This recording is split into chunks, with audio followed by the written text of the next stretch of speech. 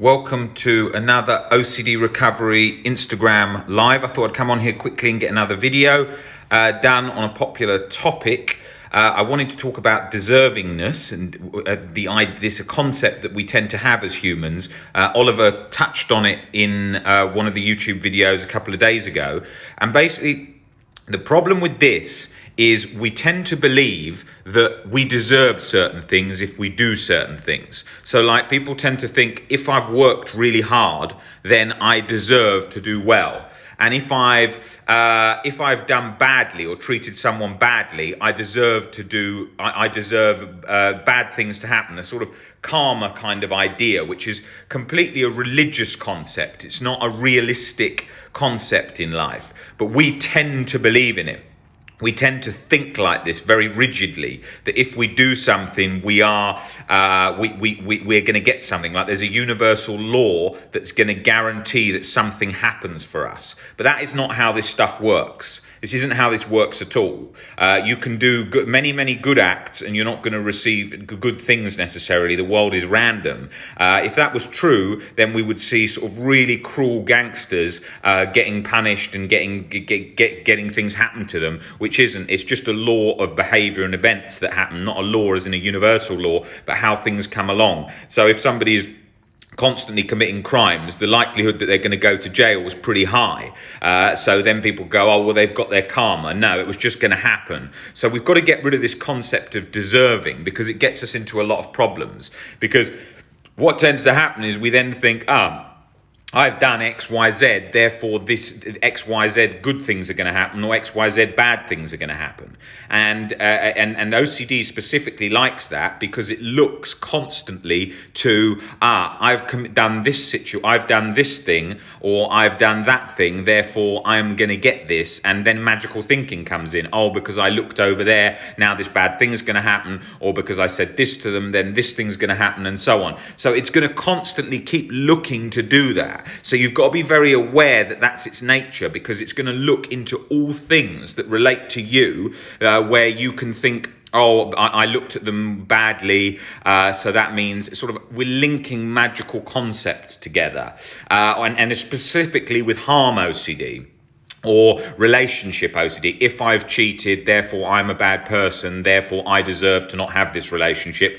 If I've committed harm to somebody, I deserve to be in jail forever, or I deserve to be dead. Extreme perspectives that we tend to take on things that get us in all these kinds of problems. So it's that that's causing the problem. It's this linking. So where we're going, oh, because I've done one thing, then this must occur. This must happen to me. I deserve this. And that's going to be rampant in harm OCD, where you're going to think, if I just think a thought at some time, because I thought it, I deserve to be mentally punished all day. And that's what harm OCD feels like. It feels like a cycle that's going in our head of internal torture, that we believe that if we've done something, we need to punish ourselves endlessly in the head forever and ever. That's very much the cycle that was there with harm OCD for me. If I have done such and such, I must punish myself in my head mentally for the rest of my life, every single second, not allowed 1 second off to breathe.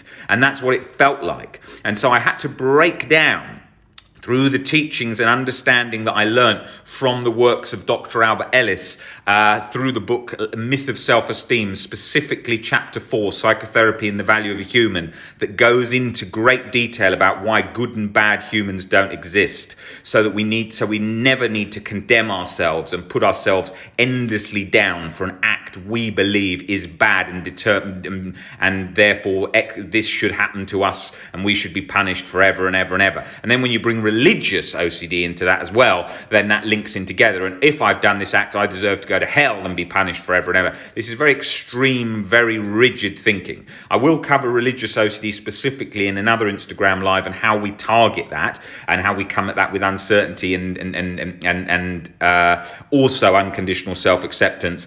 But I won't go into it today because I'll go too far off topic. But basically what you're having happen is you are going so deeply into beating yourself up on any act that you believe is wrong, and then continuously doing it and not letting yourself have any rest because you believe that that is deserving, that you deserve that to occur, and that is key. That is key to see that, and how that links to what I was saying, what Oliver was saying in the last video, and what I was saying in the video about false memory, real event OCD. They all tie in together, these sort of vicious cycle of beliefs that we've built up, these irrational beliefs that play off one another, and nicely screws ourselves in the mind over and over until we have seen that they are not valid, that they are not reality, that they do not make scientific sense, that we can see through them, we can see through the illusion of fear.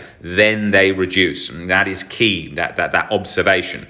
So I wanted to draw and highlight that point because it's such an important point, because that was the primary driver in my OCD journey. What was keeping so much of it going was that if I had done something, I deserved to be mentally punished forever, every single second in my head. So you feel like you're just being chronically tortured, thrown in with the guilt as well. So it's that combination. So I wanted to draw attention to that because it's a key point in recovery. Guys, actually, no, I'm going to cover some other things first in relation to that. What you need to do with that is you need to, first of all, think about what I'm saying here. This relates to any circumstance, any particular thing that you think you could have done, no matter if it's real or OCD. And you need to think, okay, would I have compassion for my son or daughter if they committed an act? Would there ever be compassion? Who chooses to give the compassion? And that's where it comes in with the unconditional, learning to unconditionally accept, and we value a human just for being alive and human. This is very much broken down in the Myth of Self-Esteem. And as Jagpal just mentioned in the comments, it's such a fantastic book for this, is you need to really see that there is never a time to write off a human totality. We can dislike a behavior, but humans are just for being alive and human, their value is intact. And that's crucial because then we stop the vicious cycle of trying to attack ourselves, okay? So I wanted to really cover that. Guys, I will see you in the next Instagram live. I recommend watching this one again and thinking about that point, just so that till that goes in, because it is at the core of most of those particular OCD cycles. All right, guys, I'll see you on the next Instagram live.